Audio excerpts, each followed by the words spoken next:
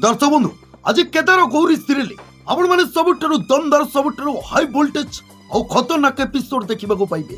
हाँ दर्शक बंधु आज आज माधवी को महाकाल बाबा जो कथा कहते आपण माने जानिले पूरा आश्चर्य होइजिबे। दर्शक बंधु से माधवीर खेल पूरा खत्म हो गला। तबे दर्शक बंधु आज महाकाल बाबा गोटे पत्थर देथिबे। से पत्थर देहरे आज माधवीर हाथ बाजिबो आउ गौरी छुआ देहरे माधवीर हाथ बाजिबो। या परे माधवीर हाथ जलिजिबो। तो दर्शक बंधु एक कथा देखि सारी सुनी सारिबा परे से माधवी आज चिंता करिबो या पछरे किछि ना किछि रहस्य गोटे लुचि रहिछि। तो दर्शक बंधु या परे बिकु और माधवी महाकाल बाबांको पाखु जिवे।